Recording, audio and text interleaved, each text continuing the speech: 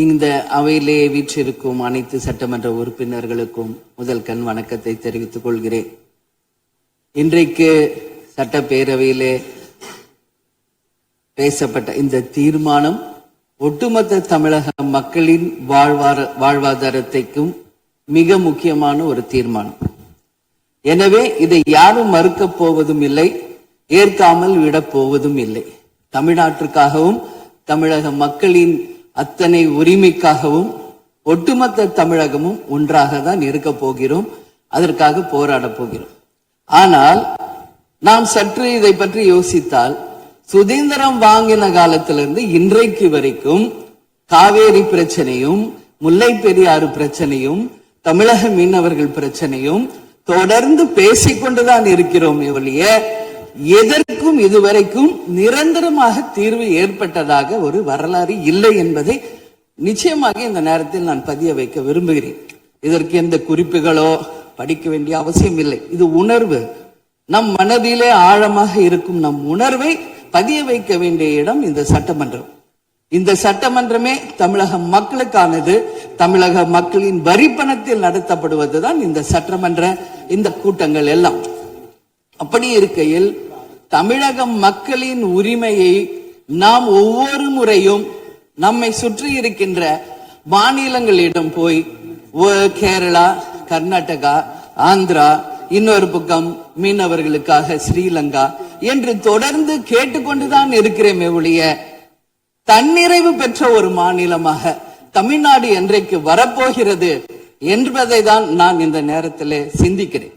ஏன்னா நம்மை சுற்றி இருக்கின்ற நமது தலைவர்கள் எல்லாருமே இந்த பிரச்சனைக்காக, அம்மையார் புரட்சி தலைவி ஜெயலலிதா அவர்கள் காவேரிக்காக உண்ணாவிரதம் இருந்தாங்க, முதலமைச்சராக இருந்தது.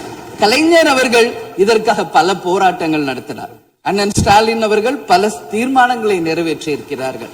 அது மட்டும் இல்லை, இதுவரைக்கும் முதல்வராக இருந்த அத்தனை பேருமே இதற்காக நாம பேசி இருக்கிறோம், போராடுகிறோம், சட்ட ரீதியாக நாம் அதற்கான தீர்வுகளை காண்கிறோம். அது மட்டும் இல்லை, காவிரி மேலாண்மை ஆணையம் ஒரு தீர்ப்பு சொல்றாங்க, உச்ச நீதிமன்றம் ஒரு தீர்ப்பு சொல்றாங்க. எதுவும் பேசியும் இதுவரைக்கும் தீர்வு இல்லை. இப்பொழுது முதல்வராக பதவியேற்றிருக்கும் சிவகுமார் அவர்கள் சொல்றாரு, நாங்க பேச தயாராக இருக்கிறோம் என்று. நமது முதல்வரும் சிவகுமார் அவர்களும், நான் என்ன சொல்றேன், இது எல்லாரும் மக்களுடைய, இப்போ இந்த அவை இது முக்கியமான சட்டமன்றம். இங்க வந்தவொன்னு எல்லாருக்கும் என்ன கொடுக்கறாங்க? தண்ணி தான் கொடுக்கறாங்க. அப்போ ஒவ்வொரு மனிதருக்கும் தண்ணி தான் முக்கியம். இன்னைக்கு காவேரி தாயின் தான் நம்ம சொல்றோம். ஒரு தாயின் ஒரு குழந்தைக்கும் எப்படி தாய்ப்பால் இன்றியமையாதோ அது பாருங்க, அத்தனை பேரும், அது விவசாயிகளா இருக்கட்டும், குடிமக்களாக இருக்கட்டும், இங்கு மிக முக்கியமானது குடிதண்ணீர். நீரின்றி அமையாது இவ்வுலகு. அதனால முதல்வர் அவர்களே, உங்களை நான் கேட்டுக்கிறது, எப்படி மின் மிகை மாநிலமாக தமிழகத்தை உருவாக்கணுமோ அது மாதிரி மின் மிகை நீர் மேலாண்மையை நாம் நிச்சயம் உருவாக்க வேண்டும் என்று கேட்டுக்கொள்கிறேன். மழை நமக்கு ஒரு கொடை, கடவுள் கொடுத்தது. அதற்கு இனி வர இருக்கும் மழை காலத்திற்கு முன் அதற்கான தீர்வுகளை நாம் ஏற்படுத்தி எங்கெல்லாம் தமிழ்நாட்டின் நதிகளை இணைக்க வேண்டும். சும்மா நம்ம போய் பக்கத்து ஸ்டேட்டுக்கிட்டே தண்ணி கொடுங்க, டேம் கட்டாதீங்க கேட்டுக்கிட்டே தான் இருக்கோம், எதுவுமே நடக்கல. அதனால சொல்றேன், தன்னிறைவு மிக்க மாநிலமாக நம் தமிழ்நாடு உருவாக வேண்டும் என்று மாண்புமிகு முதல்வர் அவர்களை நான் கேட்டுக்கிறேன். தமிழ்நாட்டில் இருக்கிற நதிகளை நாம் இணைப்போம், எல்லா இடத்துலையும் தூர் வாருவோம். வரப்போகும் மழைக்காலத்திற்குள்ள அந்த நீரை எப்படி சேமிக்க வேண்டும் என்பதை நாம முடிவு செய்யணும். வீணாக கடல்ல போய் நீர் கலக்கிறத தடுத்தாலே தமிழ்நாடு மின்மிகை நீர் மேலாண்மை நிச்சயம் வரும் என்பதை தெரிவிச்சுக்கிறேன். இதுல யாருக்கும் எந்த மாற்று கருத்தும் இருக்காது. தமிழ்நாடின் உரிமை என்றைக்கும் நாம் விட்டு தர முடியாது.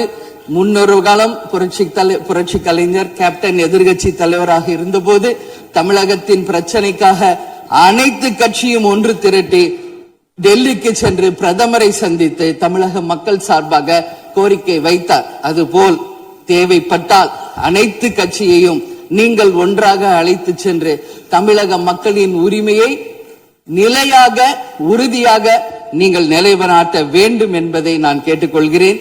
எனவே தேசிய முற்போக்கு திராவிட கழகம் என்றைக்கும் தமிழ்நாட்டின் உரிமைக்காகவும் தமிழக மக்களின் உரிமைக்காகவும் உறுதியாக மேகதாதுவில் அணை கட்டக்கூடாது என்பதிலும் எந்த மாற்று கருத்தும் இல்லை. இந்த வீடியோ உங்களுக்கு பிடிச்சிருந்தா மறக்காம லைக் பண்ணுங்க, ஷேர் பண்ணுங்க. இதே மாதிரி தொடர்ந்து நிறைய இன்ட்ரெஸ்டிங்கான வீடியோஸ் பார்க்க வீ டாக்கிஸ் சேனலை சப்ஸ்கிரைப் பண்ணுங்க.